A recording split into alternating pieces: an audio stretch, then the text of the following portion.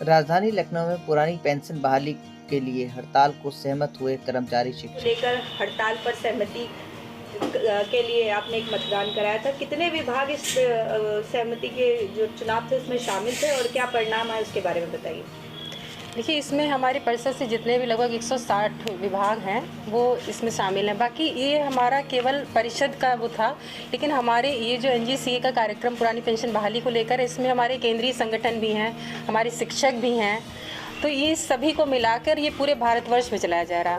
Railway भी इसमें शामिल है। रेलवे के जो कन्वीनर हैं वही इसके मुख्य कन्वीनर भी हैं, उन्हीं के अध्यक्षता में आयकर है, पोस्टल है, डाकतार, सभी सारे विभाग इसमें शामिल हैं और सभी के यहाँ ये कार्यक्रम चल रहा है।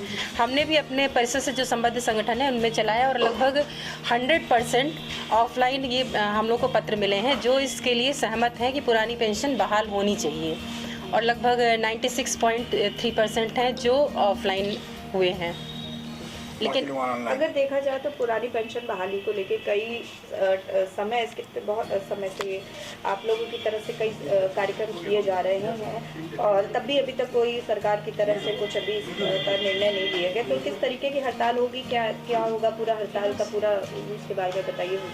देखिए, जैसे कार्यक्रम तो बहुत सारे हुए। 2013 में राज्य कर्मचारी संयुक्त परिषद ने ही अपना अकेले दम पर एक कार्यक्रम किया था। लखनऊ से दिल्ली तक साइकिल रैली निकाली थी और जंतर मंतर पर हम लोगों ने धरना दिया था।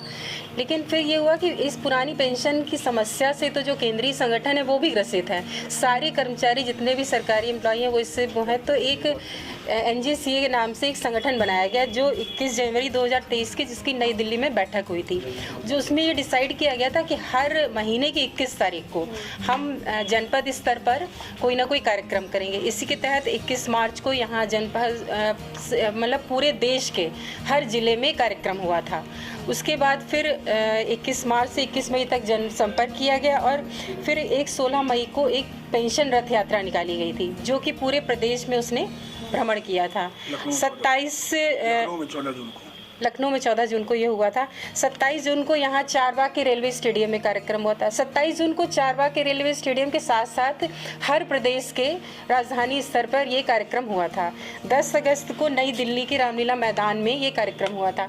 अच्छा, एक चीज़ ये भी है कि रामलीला मैदान को हम लोगों ने किया, हम लोगों ने भरा। इसके बाद रामलीला मैदान को पुरानी पेंशन की समस्या को लेकर कई बार भरा गया। तो इससे ये पता चलता है कि एक ही बार नहीं, जब बार बार वो चीज़ें उभर के आ रही हैं तो मामला गंभीर है। कहीं ना कहीं कर्मचारी अंदर से आक्रोशित है और सरकार को इसलिए इस पे ध्यान देना चाहिए। कहीं ना आपने जुडिशरी को आप दे रहे हैं पेंशन, चलिए ठीक है, उनको दे रहे हैं, कोई बात, इनको भत्ते मिले, लेकिन नेता वो तो समाज सेवक है ना, उनको पुरानी पेंशन और भत्तों से क्या मतलब। हम कर्मचारी पूरी उम्र नौकरी करते, जब बुढ़ापे में हम किसी कार्य करने के लायक नहीं रह जाते तो आप कह देते हम पेंशन नहीं देंगे।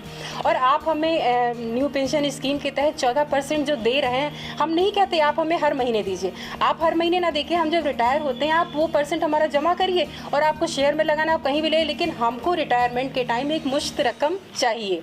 हम बहुत ज़्यादा नहीं मांगते, हम बहुत कम नहीं मांगते, हमारा मतलब जो हमारा लास्ट वेतन है उसका आधा हमें हमारी पेंशन के रूप में मिलना चाहिए। विधायक, नेता और सांसद रिटायर होते हैं या बनते हैं एक बार दो बार तो उनको तो कई बार पेंशन मिलती है जी। ये तो हम तो कह रहे हैं उनको पेंशन मिलनी ही नहीं चाहिए। वो उसमें थोड़ा सा ये कहना है कि जैसा हमारी जिलाध्यक्ष महोदय ने कहा कि वो जनसेवा के लिए आते हैं, तो आप जनसेवा करने आए हैं तो आपको पेंशन क्यों चाहिए। फिर अगर वो 2 बार विधायक बनते हैं, 2-3 बार MP बनते हैं, 1 बार राज्यसभा का मेंबर बनते हैं, 1 बार MLC बनते हैं, अगर 7 बार वो बने तो वो 7 पेंशन लेते हैं। कर्मचारियों के लिए जो है कोई पेंशन नहीं है और पेंशन कोई भीख नहीं है। पेंशन हमारा संविधान में मौलिक अधिकार है।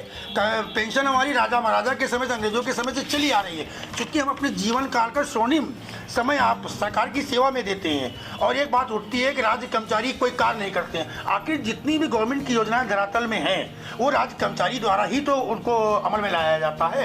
तो जैसा हमारे जिलाध्यक्ष महोदय ने कहा कि हमको कहीं ना कहीं ये मुद्दा पूरे प्रदेश में, पूरे हिंदुस्तान में सुलग रहा है और जितने विधानसभा चुनाव हो रहे हैं, जिन पार्टियों ने पुरानी पेंशन का वादा किया वहाँ पर सरकार वापस आई। जैसे आपका हिमाचल है, हिमाचल में कांग्रेस ने वादा किया था और कांग्रेस जीती, उसने पुरानी पेंशन को बहाल किया। सरकार तो कह रही है हम एनपीएस दे रहे हैं, बहुत अच्छी स्कीम है, लेकिन लोग समझना नहीं चाह रहे एनपीएस है। मैं कहता हूँ कि एनपीएस जो है एनपीएस वो खुद ले ले। नहीं तो एनपीएस के तहत ही जो लोग रिटायर हुए हैं उनको 200-200 रुपए 250-250 रुपए पेंशन मिल रही है। भाई आजकल की महंगाई के समय में 200-250 रुपए क्या होते हैं? अगर हम डॉक्टर को दिखाने जाते तो 500-600 रुपए डॉक्टर की फीस होती है। नहीं, मैं दूसरी बात कहना चाहूँगी, वृद्धावस्था पेंशन आप देते 1000 रुपया, हमारा कर्मचारी उसने 10 साल सेवा किया उसको मिलता 800 रुपए। 800 रुपए में आजकल होता क्या है कोई बता दे। और जब कुछ लोग बात ये उठाते हैं कि जब 2003 में लागू हुई थी तो बड़ा बड़ा सजवाग दिखाया गया है। अच्छा, हमारा जो केंद्रीय नेतृत्व है, हमारा प्रदेश नेतृत्व है, उसने कहा कि सरकार के साथ हम बैठें, हमको बुलाएं, बैठें, सरकार के ऊपर कोई बोझ नहीं पड़ेगा। हमारे प्रदेश अध्यक्ष आदरणीय हर्षवर्धन तिवारी जी ने बाकायदा डाटा बना के दिया है कि सरकार के ऊपर पुरानी पेंशन बहाल करने में कोई भी बोझ नहीं है। जो आप 14% हमको दे रहे हैं वो मत दीजिए ना, हम कहाँ आपसे कहते हैं, और आपसे कोई भीख नहीं मांग रहे हैं, हमारा अधिकार है और इसको हम लेकर रहेंगे। अगर सरकार हमारी बात नहीं सुनती है तो हम आगामी जो 2024 में लोकसभा का चुनाव है, शिक्षक और कर्मचारी चाहे केंद्र का हो चाहे राज्य का हो, वो आपको आईना दिखाएगा और आपको हमारी मांगों को मानना पड़ेगा। और कहीं ना कहीं ये भी होता है, देखिए कोविड के टाइम में कर्मचारियों के 6 भत्ते ख़त्म कर दिए गए। हम लोग इतनी मेहनत से, इतनी लड़ाई करके, सरकार से वो करके हम लोग इन भत्तों को प्राप्त करते हैं और एक झटके में सरकार उन्हें ख़त्म कर देती। हमारा 18 महीने का डीए फ्रीज कर दिया, बाद में उन्होंने दिया, लेकिन कहीं ना कहीं जो हमारा 18 महीने रुका हुआ था उसका तो उन्हें देना चाहिए था। तो हम लोग हर जगह हम लोगों का सरकार नाजायज़ रूप से शोषण करती है। ले हम लोग छोटी छोटी लड़ाइयों को छोड़कर एक बड़ी लड़ाई जो पुरानी पेंशन की है, अभी उसी पे अपनी लड़ाई लड़ रहे हैं। और आगे भी हम लोगों ने ये सहमति पत्र तो भरवाए हैं कि हमारे सारे कर्मचारी 100% तैयार हैं कि जो भी लड़ाई पेंशन के लिए लड़ी जाएगी उसमें वो तैयार होंगे। और हो सकता है हमारा अगर प्रांतीय प्रतिनिधित्व हड़ताल की तैयारी करता तो हम सभी लोग हड़ताल पे भी जाएंगे। देशव्यापी हड़ताल होगी। डॉक्टर, इनकम टैक्स, हमारे शिक्षक, राज्य कर्मचारी, चूंकि ये सहमति पत्र है, कल हमारे प्रदेश स्तर की वार्ता है, उसके बाद हमारी दिल्ली में बैठक होगी। हमारा केंद्रीय नेतृत्व जो है दिल्ली में बैठेगा, वो तय करेगा, वो आकलन करेगा, उसके बाद हम सरकार को नोटिस देंगे। वो जो डेट दी जाएगी जनवरी या फरवरी में जो भी होगा वो देशव्यापी हड़ताल होगी और इसमें रेलवे भी होगा, रोडवेज भी होगा, आपका आवश्यक सेवाओं को छोड़ करके विद्युत, अगर वो हमारी बात को नहीं मानते तो आवश्यक सेवाओं को भी हम रोकने का प्रयास करेंगे।